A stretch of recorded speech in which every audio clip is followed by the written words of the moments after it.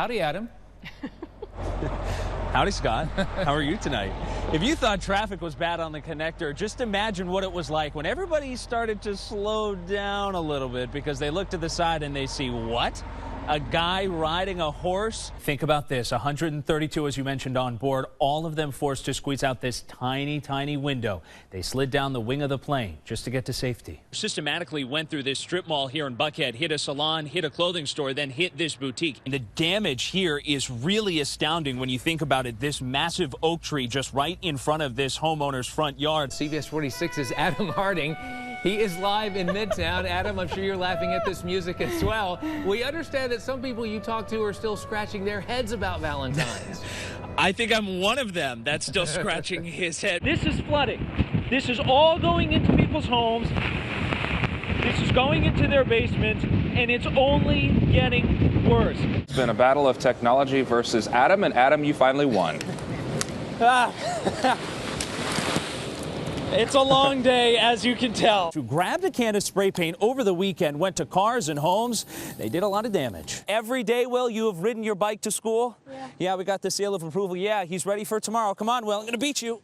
All right. Now, I want to give you the most up-to-the-minute information that we just got within the last 30 seconds. The Department of Corrections telling us that it has been postponed here as we enter 11 o'clock. Scott, tonight we know one person is dead. The question in front of investigators right now is how did he die? This is an officer-involved shooting, but right now they haven't yet said if it was the officer who shot and killed this suspect. Now, I'm going to step out of the way. As CBS 46's Adam Harding explains, the man is not fighting the charges. It was on this tiny bridge over this little creek in the small town of Cleveland. Shannon Hamilton lost his whole world. His daughter Cecily killed in a crash a month ago tomorrow. Just a fearless kid that loved to laugh, loved to dance, and loved to have a good time. Cecily was with her friend Taylor. Their car went off the roadway and plunged into the water. Shannon has made it his life's mission to make sure that never happens again. When you're a grieving parent and you've lost your child, you do what you got to do. He wants a guardrail right here. He says he's gone to the city, he's pleaded, but so far nothing.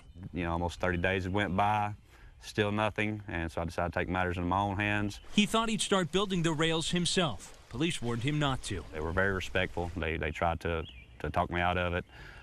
He looked at me and said, "You're going to do this anyway, aren't you?" And I said, "Yes." Sad. It's sad. Shannon was arrested minutes later. He's not angry, though. Not at all. He had to do his job, and as a father, I had to do my job, and all I was trying to do is save lives. I don't condone doing illegal activity, but I'm on a mission to impact lives and to do positive things. At the accident site, there are still hugs. There are still tears. There's also music and stories. They wouldn't want me to be sad. Taylor, he'd tell me all the time, keep up playing the guitar, because that's just what I do. Noah Dotson lost two friends that day 4 weeks ago. I wasn't even 3 miles down the road the day that it happened, and I was just devastated. But he knows their deaths will help bring change. The lives that they led and lived are still in the hearts of everybody that knew them. I know she's smiling down. The community's come together, supported us 100%, and even officers, they know where I'm coming from. And this is a change we're told county leaders want to see, too. In fact, they think in the next 2 weeks, if not sooner, those barriers will be put in place right on this bridge. As for Shannon, he says he'll continue to come here every day until he sees those barriers in place for himself. In White County, I'm Adam Harding, CBS 46 News. CBS 46's Adam Harding is at the scene of the crime tonight, where he was the first reporter to speak with Detective Green's father. And Stephanie, this whole shooting happening in a matter of seconds in this quiet subdivision. Neighbors are still shaken. This 22-year veteran of the police force leaves behind 4 sons. I am extremely proud of that man right there. Terrence Avery Green had this infectious smile. He was the kind of person that was easily embraced. I guess because he was so ready to embrace others. He was a gentle giant. He was just that kind of person. And his 4 boys were his everything. Terrence has left us this wonderful legacy here, and we appreciate him for that. It has been a nightmare for Terrence's dad, Johnny, still shaken from that 2 a.m. phone call. His son killed in an ambush attack Wednesday. His family knows he died a hero. Even his life was cut short. I still feel like he had a good life. The 22-year police veteran remembered for being something of a tough guy who did all he could for the family he loved. The legacy that he has left, how God even got away a blessing by taking some of us and allowing us to leave a legacy. The family tonight opening up their home and sharing with us some warm memories of the 48-year-old detective who served more than 2 decades on this police force. I should also mention there was a second police officer also shot in this neighborhood. He's expected to survive in large part thanks to a police radio that was on him. That's where the bullet hit. We're live in Fulton County. Adam Harding, CBS 46 News. So you want the haircut? At the local barbershop, it's all the buzz. I can't believe you ain't see it yet, the picture. What you think about the haircut?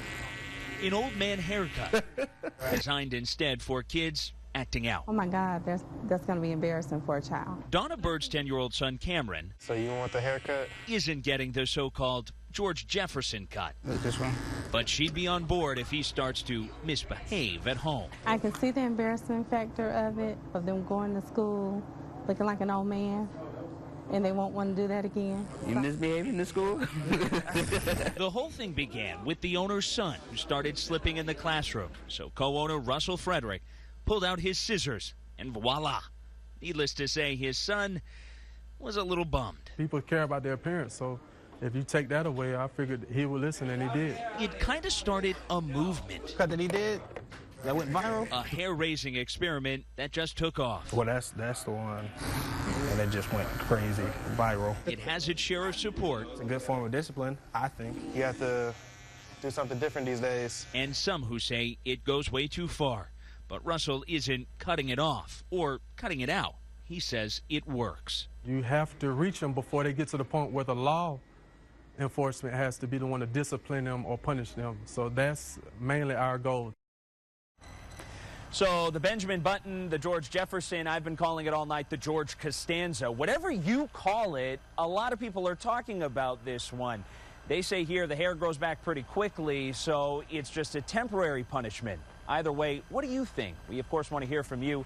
You can log on to our website, CBS46.com, or tweet us, because, like I said, this one has a whole lot of people talking. You know, Scott, before he was Spock, he was just Leonard, and he was an actor right here behind us in Midtown.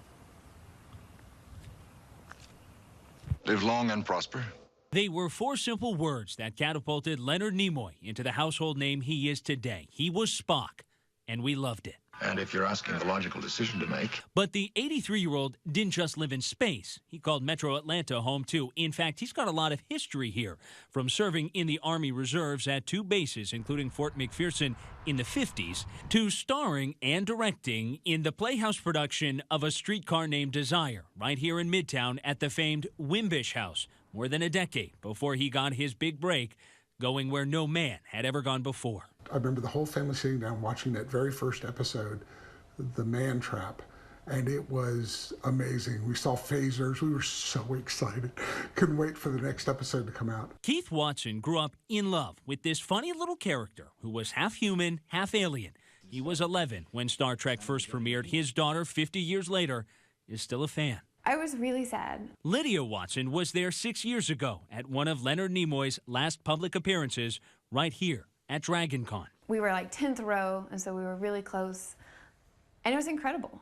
She says he was gushing over his local ties to the hundreds packed at the convention center to see him. Before then, I had no idea. In many ways, he got his start right here. He spent his 20s entertaining the men and women who served right in our backyard. I was shocked. I had no idea. For the Watsons, it's a closer connection to the man from outer space who came to mean the world to generations of fans. I love Atlanta. I was born and raised in Atlanta, and so having little tidbits that you can share with people like that of, hey, Leonard Nimoy lived here for a while. His daughter was born here, is pretty neat. He lit up the stages here in 1955. He would return about 25 years later in the late 70s and early 80s. By then, though, we all knew him as Spock. We're live in Atlanta tonight. Adam Harding, CBS 46 News. Adam, thanks for that.